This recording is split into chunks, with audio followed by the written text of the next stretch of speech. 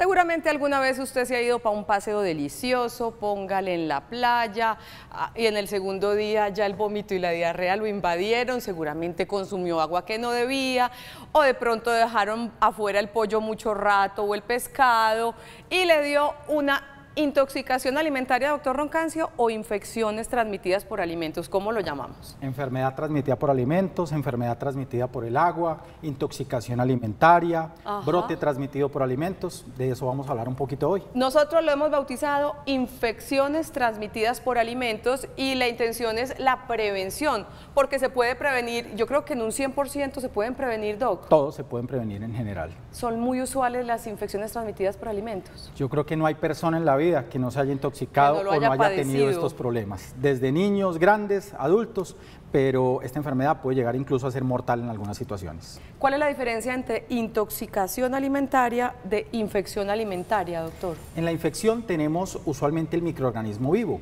virus, bacteria, parásito, lo ingerimos y usualmente pasa a nuestro sistema gastrointestinal, entra al intestino, penetra el intestino y da muchas manifestaciones, no solo gastrointestinales, también hay manifestaciones neurológicas o en la piel. La intoxicación es la ingesta de toxinas. Esas toxinas pueden ser metales o pueden ser toxinas derivadas de microorganismos. Esas toxinas tienden a dar cuadros muy agudos. Uno se toma la sustancia contaminada con estas toxinas, la comida contaminada con estas toxinas y entre la primera y 6 horas ya está vomitando, con diarrea, con brote o sintiéndose muy mal.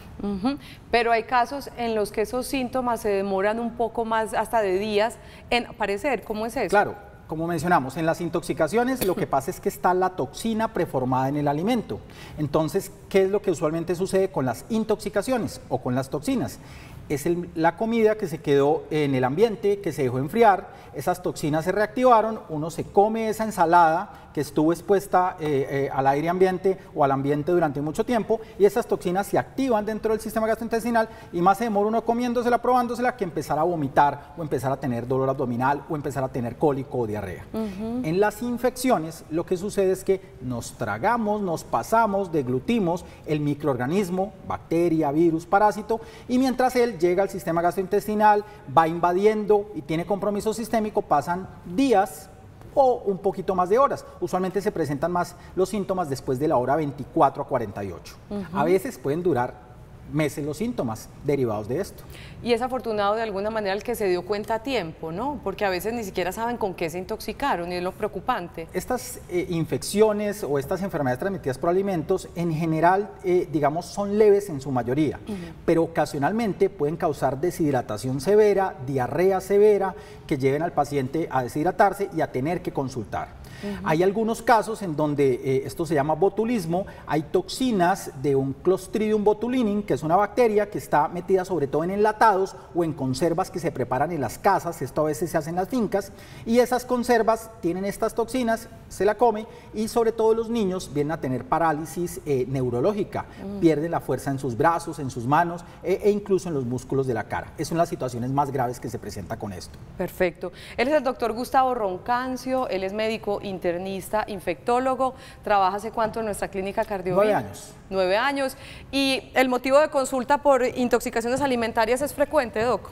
Sí, es frecuente, ocurre más en hospitales generales, pero es un motivo de consulta muy frecuente en todo el ámbito médico, especialmente en urgencias. ¿Hay población en particular que debe ser más atenta y más rápida a atender a ir a un servicio de urgencias cuando presenta esos síntomas? Claro, los niños, las embarazadas y los pacientes inmunosuprimidos, es decir, aquellos que están bajo alguna terapia que les baje las defensas, pacientes que están con cáncer o pacientes que tienen, por ejemplo, enfermedades inmunosupresoras como VIH. En estos pacientes hay microorganismos específicos que los afectan y que suelen dar cuadros graves. En los niños el principal problema ¿cuál es? Deshidratación, ¿sí? Un niño se deshidrata y puede tener compromiso neurológico en cuestión de horas. Y los otros son los pacientes ancianos. Muchas veces no quieren consultar, no quieren ir, dicen, esto es una diarreíta, esto es un vómito, y de un momento a otro empiezan a perder sus funciones mentales y empiezan a tener falla renal y básicamente genera una cascada de consecuencias negativas sobre nuestro cuerpo. Siempre se ha dicho que el pollo y el pescado son alimentos con los que hay que tener mucho más cuidado a la hora de prevenir una intoxicación alimentaria. ¿Por qué?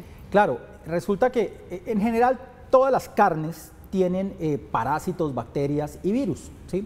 Lo que pasa es que el pollo y el pescado, y depende del pollo y el pescado de donde venga, usualmente tienen mayor posibilidad de estar colonizados o invadidos por algunos microorganismos en particular. Y con el pollo en particular pasa que Salmonella, que es una bacteria que ocasiona millones de casos en el mundo, invade el tracto gastrointestinal después de su ingesta. Entonces, ¿qué pasa? Nos comemos el pollito a medio asar, el pollito que ha estado refrigerado, pero todo el mundo cree que la refrigeración mata las bacterias. No, las deja en un estado de incubación, las deja en un estado estable. Al enfriarse, al calentarse, perdón, y calentarse parcialmente, básicamente nos comemos estas toxinas o nos comemos esas bacterias y estos llegan a nuestro tracto gastrointestinal y de ahí empiezan a hacer fiesta. No huele ni sabe maluco, es que mucha gente se intoxica y le supo delicioso ese pescado, ese arroz con pollo, estuvo formidable. Y no sabe maluco, y eso es lo preocupante. Lo más importante con el pollo son tres cosas. Uno, que básicamente no recalentemos, enfriemos, ¿sí? Si el pollo está básicamente en un proceso de refrigeración, debe calentarse inmediatamente, no dejar enfriarlo como a veces en algunas casas pasa, que se deja enfriar encima del mesón de la cocina para después descongelarlo. No, debe descongelarse o en el refrigerador o descongelarse bajo temperatura o al baño de María y posteriormente proceder a su cocción.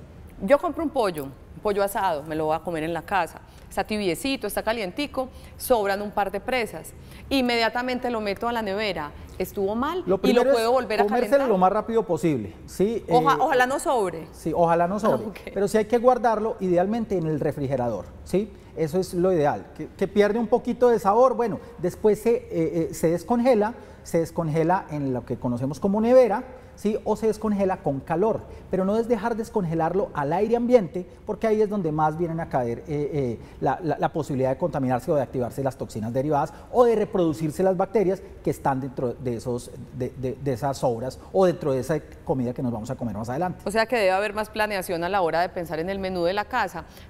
Estoy viva de milagro, le cuento, en mi casa siempre descongelan. Todos en algún momento. Carne. No, es que en mi casa siempre en una coca, con la carne afuerita, incluso desde el día anterior se deja. No debe ser así, debe ser pensar 2 o 3 días antes, sacarlo del congelador y que se descongele a la temperatura del refrigerador. Hay una cosa, y es que a los colombianos en general nos gusta la carne bien asadita, ¿sí? O de 3/4 para arriba. En otras latitudes les gusta la carne medio cuarto o término azul o término medio, y esa carne que está a medio cocer es la que más posibilidades tiene de favorecer el desarrollo de bacterias o de toxinas. En cambio, nosotros en general nos gusta la carne más asadita y la cocción es lo que en general mata o elimina la mayoría de estas toxinas y bacterias. Perfecto. Abrimos nuestra línea de WhatsApp, es el 305-316-6560, como ven, con el doctor Gustavo Roncancio, médico internista epidemiólogo de Cardiovid. Hoy estamos hablando de infecciones transmitidas por alimentos, pero decimos que se pueden prevenir, es que depende mucho del tratamiento que se les haga. ¿Cómo se llama esto? ¿La línea de refrigeración? Pues ¿Cómo se llama? Viene la cadena de frío. La cadena de frío. Bueno, me entendió. La cadena de frío, la asepsia al preparar los alimentos, la asepsia de los implementos y de los propios alimentos. Digamos que ahí está lo integral que debe ser el aseo alimentario y esa cadena de frío para que no nos intoxiquemos. Claro, es que uno no se imagina todos los puntos en donde perfectamente se pudieron contaminar los alimentos y donde todo esto pudo llegar a afectar nuestra salud. Desde la producción, ¿sí? Básicamente la contaminación del ave o del cerdo o de la res que nos vamos a comer, también verduras, ¿sí? Que están muy relacionadas con este tipo de infecciones. Después viene entonces lo que viene con la cadena de distribución en el supermercado, si se meten carnes, por ejemplo, con verduras al tiempo, perfectamente se pueden contaminar una a la otra. Y lo más importante, digamos que la mayoría de estos casos se salvan porque en el proceso de cocción, si cocinamos todo muy bien, pues ahí minimizamos todo el riesgo que hubo para atrás. Pero si cocinamos bien y resulta que lo dejamos enfriar, lo dejamos descomponer o dejamos que se activen esas toxinas porque lo dejamos mucho tiempo servido, ahí es donde viene el otro problema. Antes de esa pregunta, Doc, entonces yo voy con el proceso del descongelamiento al aire libre. Se descongeló el pollo y solo se usó la mitad. Peor aún. Guárdelo en el refrigerador. Guárdelo en el refrigerador y no es tan horrible, pero tampoco para estar congelando, descongelando la misma porción. Eso tiene problemas porque ahí es donde estas toxinas se activan y usualmente se activan entre 4 y hasta 50 grados centígrados. Entonces, por eso digamos que lo importante es comérselo rápido, caliente, es lo ideal. Y lo otro es que si lo vamos a refrigerar, lo guardemos en el congelador, ¿sí? Y si lo vamos a descongelar, lo descongelemos en el mismo refrigerador, ¿sí? Es decir, en la parte de abajo de la nevera, uno lo deja ahí una horita y ahí se va descongelando, o que lo pongamos en baño María, o que lo cocinemos, hacemos, o sea, que lo mandemos casi que de la nevera directamente a la cocción. No dejarlo por ahí en el mesón o en la encimera, porque ahí es donde vienen los problemas. ¿La encimera es el mesón? El mesón. Perfecto. Muy bien, mientras nos llegan preguntas al WhatsApp, vamos con esta para el doctor Gustavo Roncancio. Hola, mi nombre es Andrea y tengo una pregunta. ¿Cuáles son los síntomas de una infección transmitida por alimento? Yo le digo vómito, diarrea y ¿qué más? Esto es muy variado. Lo principal, vómito y diarrea. Pero también hay cólico. El dolor abdominal puede ser horrible, inaguantable. Los niños se pueden tornar muy irritables. Y hay unas manifestaciones que no tienen que ver con el tracto gastrointestinal y es relacionadas con alergia, ¿sí? a las cosas que nos comemos, o también con una intoxicación asociada a esas toxinas. Los pacientes pueden tener brote y en algunos casos graves se presenta algo que se llama encefalitis o parálisis flácida, que se relaciona, como mencionamos, por algo que se llama el Clostridium botulinum, que puede hacer que nuestros nervios, los que nos permiten caminar, mover, hablar, se paralicen derivado de estas toxinas por alimentos. La Alcaldía de Medellín, la Secretaría de Salud hizo un estudio reciente, ¿verdad? Pues ellos han venido trabajando mucho, tienen un referente muy importante que ha venido enseñándole a la comunidad, a los propios médicos, al propio personal de salud, que este es un problema importante, porque esto no se reporta mucho. Todo el mundo le da, pero nadie lo reporta. Y hay que reportarlo para entender que de pronto en el lugar donde estamos comiendo nos estamos intoxicando. Pero llamativamente, y lo van a mostrar más adelante, el hogar es una fuente común de intoxicación porque a veces no tenemos todos los cuidados en el hogar. Por eso le pedí permiso para mostrar esas diapositivas porque me parecen muy ilustrativas para todos los ciudadanos de a pie, nosotros, que de verdad el asunto hay que prestarle atención. Según la OMS, la Organización Mundial de la Salud, 77 millones de personas se enferman anualmente al consumir alimentos contaminados y de esas personas mueren alrededor de 9.000 al año. Eso solo en América Latina. En América Latina. De las personas que se enferman, 31 millones son menores de 5 años y de ellos mueren más de 2.000 al año. Estamos hablando de cifras de la Organización Mundial de la Salud con relación al tema que estamos viendo. Veamos, vamos pasando por favor las imágenes que habíamos seleccionado, Sami. Bueno. Aquí sí yo quiero hablar. Sí. Entonces resulta que hay diversos microorganismos que pueden causar esto. Los virus son los más frecuentes en enfermedad transmitida por alimentos. Y el primero que aparece ahí, que se llama norovirus, antes se llamaba agente Norwalk. Uno se come la ensaladita, se come el pollito y básicamente rápidamente en unas 6 horas empieza con náuseas y con vómito. ¿Sí? Esto no requiere antibióticos y no se trata con antibióticos. ¿Qué se requiere? Hidratación. Si el paciente no tolera la vía oral, y usualmente niños deben ir a un servicio de urgencias para canalizar una vena y reponer todo lo perdido, ¿sí? En general es un tratamiento que llamamos de sostén, no hay ninguna medicación mágica para esto, es líquidos y que el paciente pues controle sus síntomas rápidamente. En norovirus la mayoría de los casos pasan en 24, máximo 48 horas, son como llamamos autolimitados. El paciente solitos. Se enferma, se hidrata, descanso, como nos decía la abuelita, se toma una agüita de apio y rápidamente eso se controla, ¿sí? Al principio hay cólico, hay mareo y otras cosas, pero eso se controla. Los otros sí a veces son un poquito más agresivos. Campylobacter, por ejemplo, es de las principales causas de gastroenteritis y también de diarrea al viajero. Más tardecito hablamos de eso, ¿sí? Y E. coli, Salmonella notifoidea, básicamente están en la mayoría de los alimentos contaminados, originan toxinas o originan invasión directa al cuerpo. Perfecto. Vamos con la siguiente diapositiva para seguir ilustrando este tema que nos convoca hoy. Vea, en Colombia la vigilancia de este evento empezó en el año 2000, del tema que estamos hablando hoy en Sana que Sana, con 2.983 casos notificados, porque como usted bien lo dice, debe haber mucho subregistro. En los años posteriores el comportamiento en la notificación fue el aumento. Bueno, 2016, 596 casos. No, 596 brotes, que es muy diferente. ¿Qué es un brote? Que al menos haya 2 personas que les pasó lo mismo. ¿sí? Okay. Y uno empieza cuando encuentra a los pacientes, bueno, ¿usted qué le pasó? Doctor, me dio diarrea, me dio vómito, comí en tal parte. ¿Y quién más comió allá? Mi abuela, mi tío, y uno los empieza a llamar. Y ellos también están enfermos. Uy, sí, toda la familia cayó enferma. Eso es un brote. Eso es un brote. Cuando 2 personas ya están comprometidos, eso es un brote. En 2017 fueron 867 los reportados y en 2018, pues que no ha terminado, 377. Otra información para darnos como un panorama justamente de la otra imagen del asunto. ahí está como por zonas. Sí, ojo con esto porque aquí los casos notificados, es decir, casos individuales. Y mire que todo el país es rojo, ¿sí?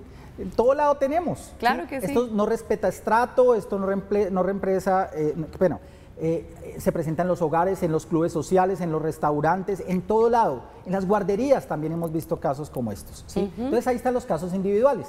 Y lo que pasa es que hemos adquirido una digamos, conducta de reportar. Entonces ya la gente llama más a la Secretaría y dice, mire, esto pasó, y las Secretarías de Salud ya cada vez toman más medidas. La foto de allá de la izquierda lo que representa más son los brotes. Y uno diría, y mire, Antioquia tiene muchos. La cosa es que hemos creado una cultura de reporte, pero aún así creo que sí tenemos una cantidad importante de casos. Y como nuestro énfasis para hablar de infecciones transmitidas por alimentos es necesariamente la prevención, vamos con el siguiente pregrabado en el que un nutricionista y dietista muy experto y muy dedicado en el tema nos va a dar recomendaciones para asear adecuadamente nuestros alimentos y evitar estas muy molestas y a veces graves infecciones transmitidas por alimentos. Veamos. Es importante el tema de limpieza y desinfección porque los alimentos que van a ser consumidos por todas las personas necesitan ser bien, digámoslo así, cuidados para que la persona que consuma los alimentos esté protegida. Los alimentos se pueden contaminar por microorganismos. Unos pueden ser benéficos para el cuerpo y otros pueden ser patógenos o que pueden producir enfermedades. Esos son los que nosotros tenemos que evitar.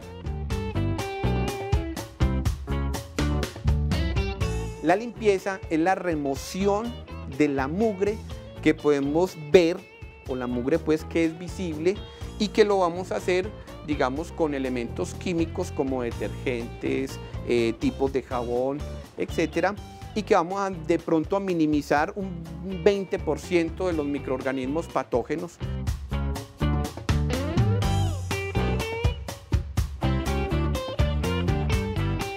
La desinfección es la que mata o elimina los microorganismos patógenos que nos van a hacer daño en los alimentos. Entonces vamos a proceder a hacer la desinfección de las frutas y de las verduras. A 1 litro de agua le vamos a poner 2 centímetros cúbicos de hipoclorito.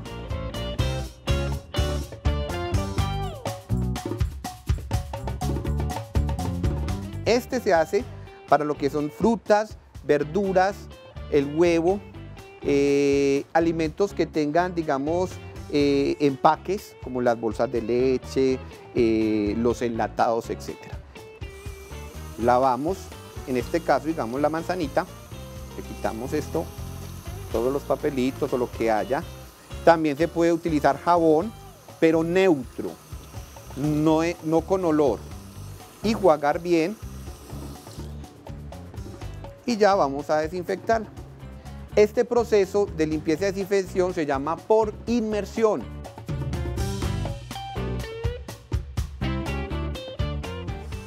Lavamos la lechuga y vamos a hacer el proceso de inmersión en el desinfectante. Entonces este proceso de inmersión para las frutas y verduras, pues como la lechuga, como la manzana, la pera, etc., debemos dejarlo 10 minutos para que se haga bien su desinfección.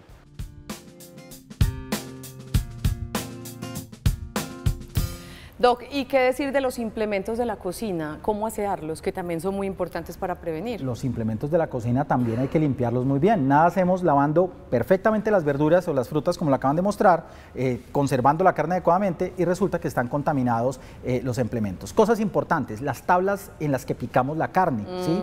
Las tablas de madera, por ejemplo, guardan más la salmonela. Entonces, si uno tiene tablas de madera, como todavía tenemos en muchas casas, hay que lavarlas muy bien con jabón, puede ser el mismo de cocina, después de eso.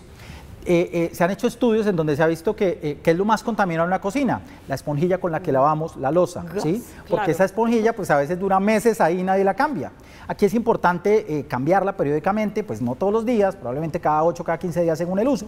Y hay que básicamente tratar de lavar muy bien todo lo que está dentro de la cocina. La fricción que se produce con el jabón y con lo que hacemos al lavar es lo que en realidad elimina la mayoría de los microorganismos. Por ejemplo, hay un asunto en el que yo me fijo mucho, es en la licuadora de la casa, que para mí no hay cosa más desagradable que hurgarla, Claro. o sea, y que esté eso lleno de residuos de comida. Sale a veces óxido, sale a veces residuos de comida o sale el hollín que aparece después de el crujir del metal o del plástico. Por eso todas las licuadoras en la actualidad se pueden desenroscar fácilmente y hay que lavar los cauchos y hay que lavar lógicamente los instrumentos de metales que hay. Perfecto. Doctor, tenemos inquietudes de nuestros televidentes. Vamos entonces. Buenos días para ti. Los enlatados que se consumen y no se refrigeran pueden ser perjudiciales para la salud. Y yo le sumo, a uno siempre le dicen que no refrigere en el enlatado, que lo saque ahí mismo. ¿Qué decir de eso? Sí, entonces hemos tenido brotes, por ejemplo, por atún contaminado, ¿sí? que inicialmente se pensaba que era el atún que venía contaminado, hubo algunos casos relacionados con eso, pero en algunos casos era que el atún se sacaba, se comía la mitad y después se guardaba y se dejaba para después.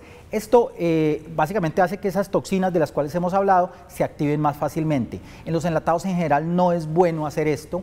Y no es bueno refrigerar. No es bueno refrigerar. Y mucho menos en la lata. Exacto, y mucho menos en la lata. Y particularmente con los niños menores de 5 años y mucho más con los menores de 1 año, no es adecuado que ingieran esta cantidad de productos que se han reprocesado porque hay unas toxinas que se llaman toxinas botulínicas derivadas de una bacteria que se llama Clostridium botulinum que pueden llegar a los niños a causar parálisis, flácida y hacer que pierdan la capacidad de mover incluso las piernas. Entonces lo ideal, un enlatado, consúmalo de una vez. Eso es lo ideal, en general. Perfecto. Como dice el aviso, consúmase en el menor tiempo posible. Perfecto.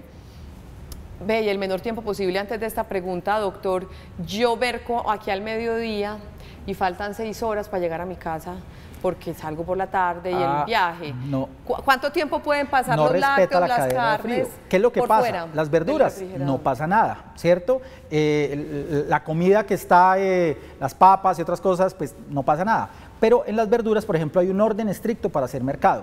Lo último que usted debe mercar es en la sección de carnes. Que uno a veces ve que la gente por hacer fila se va primero a la sección de carnes, por evitarse la fila. No, es lo último que se debe hacer e idealmente, para eso están esas bolsitas que nos ayudan a guardar un poco la temperatura, pero lo ideal es que usted llegue en su casa menos de 1 hora y entregue eso. En su orden, lo ideal que primero uno debería mercar es pues todo lo relacionado con verduras, todo lo relacionado con cosas del aseo y demás, y por último las carnes, y va en su orden, la carne, el pollo, el pescado y el marisco. Eso lo ideal es que usted casi que se vaya a la caja, pague y se vaya ya para la casa, porque si se descongelan, se activan muchas de estas toxinas o se sobrecolonizan de bacterias. Y con los lácteos es algo similar, aunque con los lácteos hay como unas 2 o 3 horas de gabela, pero en general cosas como el yogur se pueden descomponer muy fácilmente. Ay, porque hay bacterias de las bacterias de los yogures son buenas. Es que los yogures son yogures porque tienen bacterias. ¿Sí? En general lactobacilos, que son bacterias que han favorecido su procesamiento y que hacen que pues y que esos no son malos para la salud. No, son buenos, pero si los dejamos calentar mucho tiempo, pueden activarse y ocasionar a veces problemas, no en todos los pacientes, en algunos tipos de pacientes, sobre todo pacientes inmunosuprimidos o pacientes con enfermedades crónicas.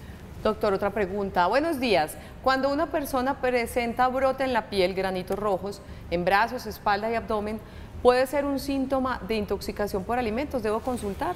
Yo creo que es mejor consultar y el médico que lo evalúa determinará la historia clínica y verá si hay una relación o no. A veces algunas intoxicaciones por alimentos se manifiestan como brotes en la piel, pero también hay muchas otras cosas que dan brotes en la piel, entonces por eso es mejor consultar, que haya una buena historia clínica y con base en eso se determinaría. En 1/3 de los casos, a veces es imposible saber si eso fue por alimentos o no. Habría que tener el alimento y tenemos pruebas que nos permitirían tratar de comparar si lo que le pasó al paciente es lo que está en el alimento, pero eso a veces es muy difícil. Esta pregunta me encanta. Buenos días, le hago a mi hijo su almuerzo para el colegio, se lo prepara la mamá a las 5:30 de la mañana, lo consume a la 1 de la tarde, lo mantiene en su lonchera. ¿Qué riesgo corre ese alimento? Él no quiere almorzar en el colegio y yo como mamá no tengo la suficiente confianza sobre cómo manipulan los alimentos allá. Ingrid, desde Barranquilla, un abrazo para ti. Más de una nos vemos identificadas con esto. Claro, entonces el sanduchito 28 grados centígrados en el calor de Barranquilla, imagínese eso. Y aquí no está muy lejos. Y aquí los tampoco grados. estamos lejos. ¿Qué es lo que sucede? La mayoría de las veces los niños se toman el líquido, el lácteo, usualmente el líquido se lo toman tempranito. Lo que viene preenvasado, ¿sí? Es decir, el jugo preenvasado, el agua preenvasada, esos tienen mínima posibilidad de activarse las bacterias y perfectamente se lo puede tomar uno en la tarde. Pero la conserva, el zumo que hacemos en la casa, que a veces el zumo de zanahoria que hacemos en la casa, eso sí tiene el punto de que uno lo guardaba en el termo, ese sí tiene el lío. Por eso esos deben almacenarse, ya venden termos específicos que permiten una ración mayor y pues se les mete hielo u otras cosas para conservarse. En relación con la comida, si hay alguna cosa, depende de lo que le den. Si le da unas alitas de pollo, ¿sí? Es muy probable que a la 1 de la tarde eso esté sancochado y que haya activación de toxinas o activación de bacterias. ¿Qué es lo que se recomienda si se va a hacer preparar este almuerzo? Que el niño le diga a la señora que trabaja en el colegio que por favor le caliente eso muy bien al microondas y que se lo coma caliente. ¿Sí? Ese es un punto, en muchos colegios hay microondas, ya eso lo vemos, igual que en los trabajos. ¿Sí? Aquí en Antioquia la gente lleva la coca para el trabajo, ¿cierto? Sí, ¿Y claro. qué hace? Lo calienta. Eso perfectamente nos puede ayudar, pero lo importante es calentárselo, que no se lo coma frío a la 1 de la tarde o que no se lo coma calentado por el ambiente, porque ahí es donde aparecen los problemas. O en los colegios también tienen refrigeración. O sea, en que los colegios, llegue el niño y claro. coja la costumbre Sí. y le diga, métalo a la nevera y después caliéntelo. Exacto, sí, Ahí. y depende de la comida que le mandemos, ¿sí? Si le mandamos un arroz con pollo, lo ideal es que lo meta a la nevera y que lo calentemos muy bien, ¿sí? En general, digamos que si mandamos carne, pues esa se podría conservar un poquito más, pero lo ideal es calentarla. Pero sí, yo creo que tenemos que crear esa cultura en los colegios, y uno lo va viendo, se guarda en el refrigerador y se calienta sobre todo a la hora del almuerzo. Perfecto. Hoy con el doctor Gustavo Roncancio, médico internista epidemiólogo de nuestra clínica Cardiovida, estamos hablando de las infecciones transmitidas por alimentos. Mucho más para contarles. Vea, no traje gafas y la letra está muy chiquita, pero algo voy a hacer, porque me trajo una lista súper buena de consejos prácticos que a todos nos van a servir para evitar esos vómitos, diarreas, todas esas molestias que causan este tipo de infecciones. Esto es Sana que Sana. Regresamos en unos instantes.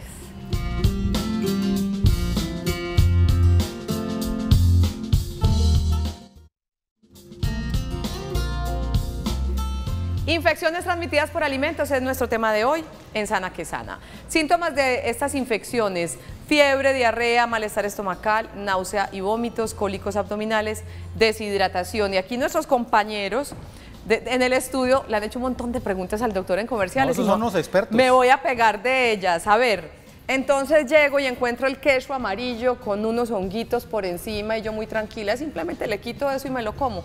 ¿Sí o no? Entonces, con el queso hay dos problemas. Vámonos antes. El quesito de finca, ese queso, lo que llamamos aquí el quesillo, ese queso es muy rico, pero ese queso viene de leche no pasteurizada. La leche no pasteurizada, leche no procesada, en nuestro medio tiene alta cantidad de tuberculosis, ¿sí?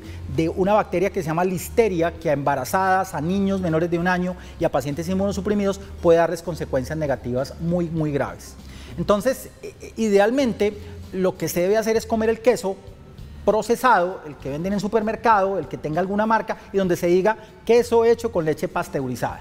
Hay algunos quesos envejecidos a propósito, los quesos suizos, quesos que tienen más de 60 días de envejecimiento, usualmente ya ha pasado por todo el procesamiento, ya todas las bacterias están muertas y esos se pueden consumir. Pero hay quesos como el Camembert, que básicamente están como en la mitad. Idealmente pacientes con problemas de defensas, con inmunocompromiso, embarazadas, no deberían consumir este tipo de quesos. Ahora bien, la pregunta específica: ¿qué hago si la mitad está buena y la otra mitad no está buena? Digamos que eso es sentido común, ¿sí? A veces, ¿qué pasa? Que partimos un pedacito creyendo que solo ese era el pedacito malo y después resulta que no, que por dentro también está alterado. Entonces, en general, si usted empieza y encuentra un pedacito contaminado, en la mayoría de los casos tenemos no solo un pedacito, sino gran parte del queso contaminado. O sea, que bote lo mejor para evitarse En general, sí, por eso el queso hay que guardarlo muy bien, ¿sí? Viene en su empaque original y lo ideal es comerse lo más rápido posible y guardarlo en una quesera o guardarlo en un envase de plástico que no sea muy profundo, ¿sí? Eso tiene su lógica. Si uno lo guarda en un envase muy profundo, el queso queda acá, ahí se acumula mucho aire que puede, en teoría, favorecer el crecimiento bacteriano o de hongos.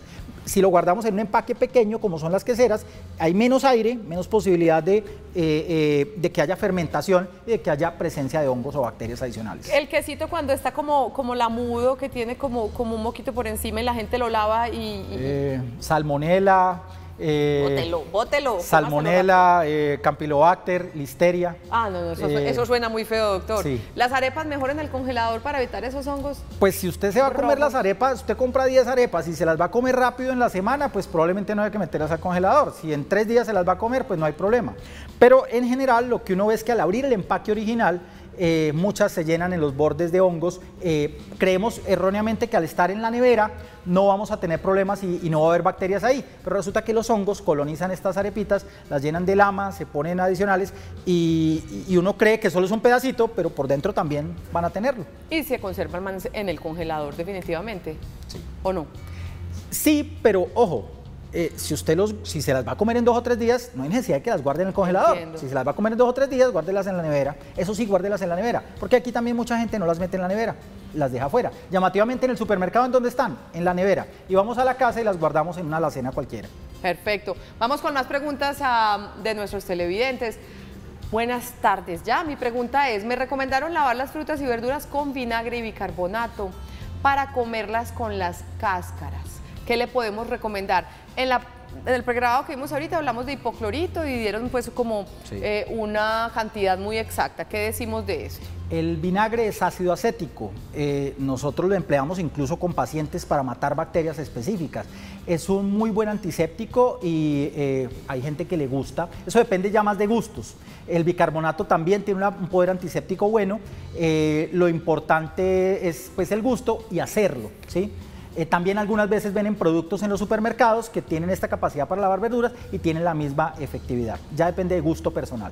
Perfecto. ¿Tenemos más inquietudes allí? Muéstrame entonces. Buenos días. Si hago el arroz blanco temprano, ¿es necesario refrigerarlo o este no se daña tan fácil? Entonces, con el arroz ha habido algunos brotes relacionados, sobre todo en los restaurantes, cuando se hacen las ollas indias, esas ollas grandísimas de arroz que les caben no sé cuánta cantidad, pero es muchísimo. Entonces, el arroz que está en el fondo, ese sí a veces puede contaminárselo porque pasa mucho tiempo. En general, el arroz que hacemos en la casa, que son 1 librita, 2 libritas y que ponemos en la olla arrocera, si está tapado en general no tiene esos problemas. El problema del arroz es el arroz frito o el arroz que viene con camarones, con pollo. Esos son los arroces que más sufren. El arroz blanco usualmente no. Ese tema es torturador a esta hora del día, doctor. Hablando de comida y no con este hambre. Y hablando de intoxicaciones por comida, no. Seguiremos hablando con el doctor Gustavo Roncancio, médico internista infectólogo de nuestra clínica Cardiovida. Hoy estamos hablando de infecciones transmitidas por alimentos.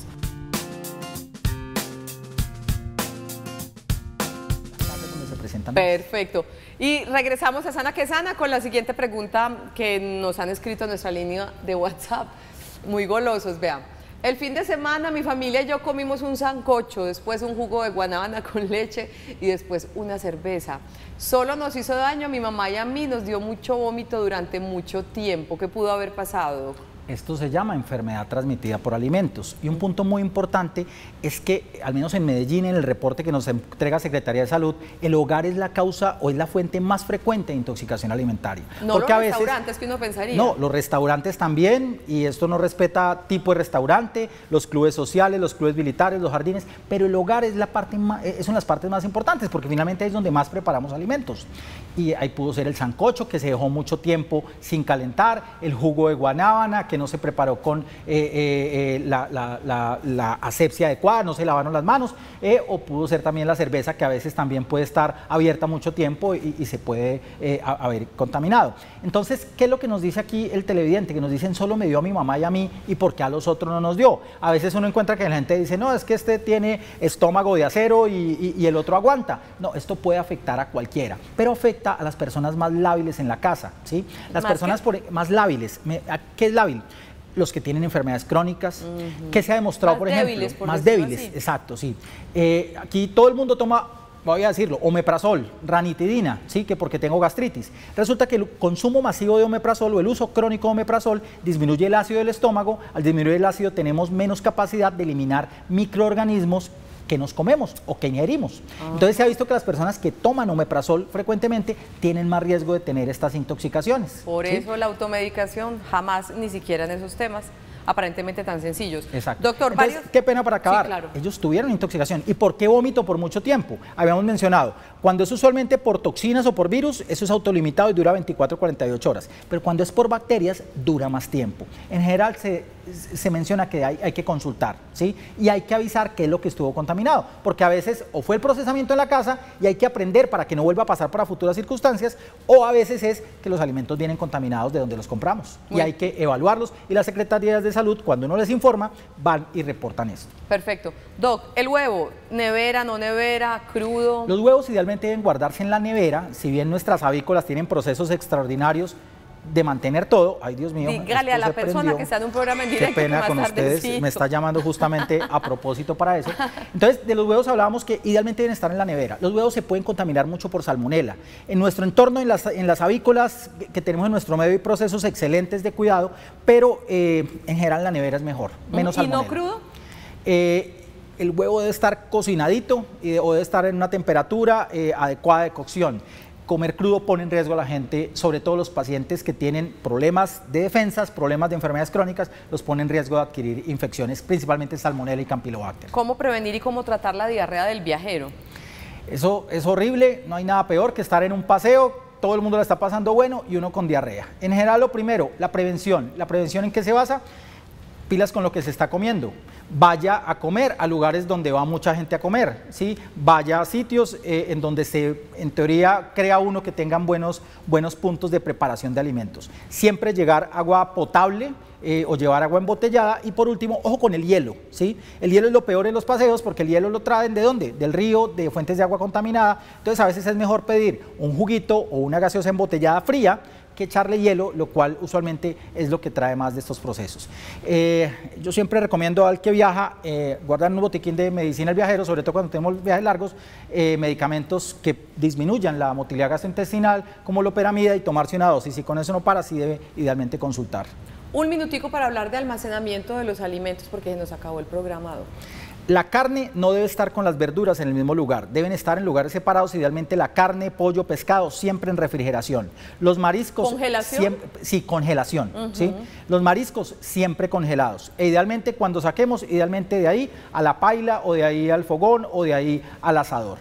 Las verduras idealmente pueden guardarse idealmente en la parte de abajo de la nevera, que es donde hay menos humedad, ¿sí?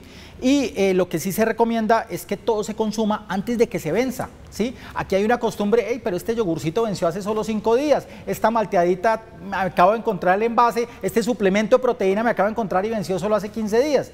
Esos puntos de vencimiento básicamente lo que indican es que a partir de ahí la cadena de provisión no puede garantizar que no tengamos una contaminación adicional. O sea, que hay que respetar las fechas de vencimiento, porque hay mucha gente que dice, no, eso siempre se curan en salud, y lo ponen un mes antes de que se venza para que no es tan así. No es tan así. Perfecto, súper importante. ¿Qué otras recomendaciones básicas para este tema de intoxicaciones alimentarias? Higiene de manos en las personas que preparan los alimentos. Si una persona tiene una... Se los come también, ¿no? Sí, que vea uno a veces, persona con una cortada aquí, con secreción saliéndole y prepara la comida, ¿sí?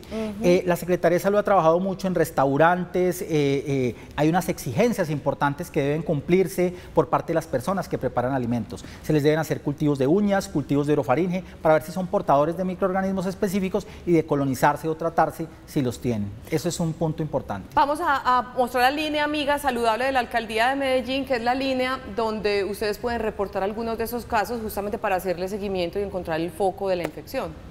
Sí, Secretaría de Salud ha trabajado en eso y hay que advertirle, también los médicos deben saber, hey, esto es una intoxicación alimentaria, y cuando 2 o 3 de la misma parte de la misma familia están alterados, hay que hablar de un brote y hay que reportarlo como tal. Y muchos de estos se presentan en el hogar, pero también pueden presentarse en restaurantes, hoteles, cualquier sitio donde uno coma. Doctor Gustavo Roncancio, muchas gracias por estar hoy con este tema tan interesante, tan práctico y tan necesario para todos nosotros. Perfecto. Y gracias a la Clínica Cardiovid por prestárnoslo este ratico. Nosotros nos despedimos. Gracias también a ustedes por acompañarnos en el programa Saludable del canal Televid. Mañana un tema muy importante. Medicamentos para dormir, son muchos. Hay muchas recomendaciones para manejarlos adecuadamente. Mañana estará con nosotros una química farmacéutica y un psiquiatra. Cada uno desde su punto de vista nos van a dar recomendaciones súper importantes para manejar, usar correctamente los medicamentos para dormir. Feliz resto de miércoles para todos. Hasta mañana.